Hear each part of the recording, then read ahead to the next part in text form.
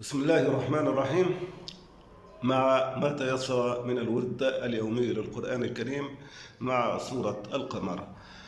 أعوذ بالله من الشيطان الرجيم. بسم الله الرحمن الرحيم. اقتربت الساعة وانشق القمر وإن يروا آية يعرضوا ويقولوا سحر مستمر وكذبوا واتبعوا أهواءهم وكل أمر مستقر ولقد جاءهم من الأنباء ما فيه مزدجر حكمة بالغة فما تغني النذر فتول عنهم يوم يدعو الداعي إلى شيء نكر خش عن أبصارهم يخرجون من الأجداث كأنهم جراد منتشر مهطعين إلى الداع يقول الكافرون هذا يوم عسر كذبت قبلهم قوم نوح فكذبوا عبدنا وقالوا مجنون وازدجر فدعا ربه أني مغلوب فانتصر ففتحنا أبواب السماء بماء منهمر وفجرنا الأرض عيونا فالتقى الماء على أمر قد قدر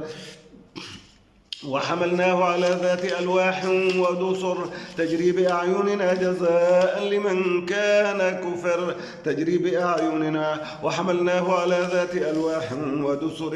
تجري بأعيننا جزاء لمن كان كفر ولقد تركناها آية فهل من مدكر فكيف كان عذابي ونذر ولقد يسرنا القرآن للذكر فهل من مدكر كذبت عاد فكيف كان عذابي ونذر إنا أرسلنا عليهم ريحا صرصرا في يوم نحس مستمر تنزع الناس كأنهم أعجاز نخل منقعر فكيف كان عذابي ونذر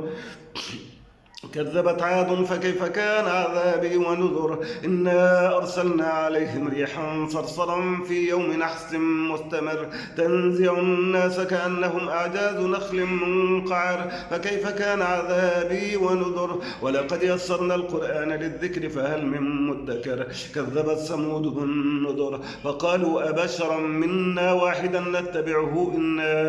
إذا لفي ضلال وسعر ألقي الذكر عليه من بيننا بل هو كذاب أشر سيعلمون غدا من الكذاب الأشر إنا مرسل الناقة فتنة لهم فارتقبهم واصطبر ونبئهم أن الماء قسمة بينهم كل شرب محتضر فنادوا صاحبهم فتعاطى فعقر فكيف كان عذابي ونذر إنا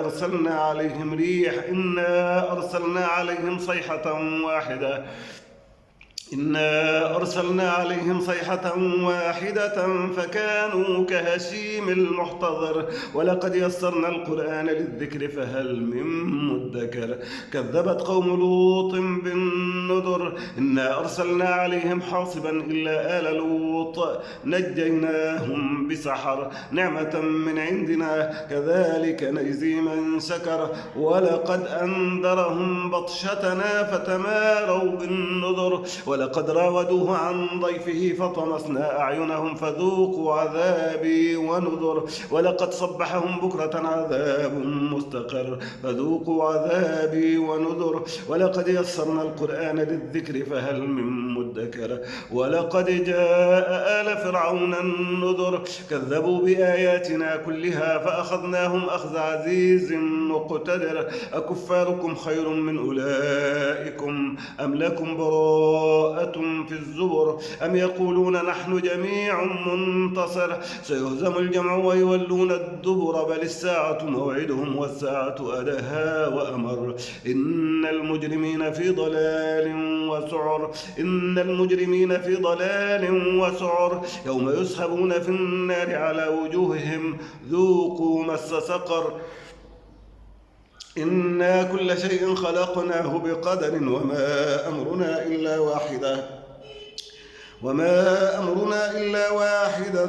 كلمح بالبصر ولقد أهلكنا أشياعكم فهل من مدكر وكل شيء فعلوه في الزبر وكل صغير وكبير مستطر إن المتقين في جنات ونهر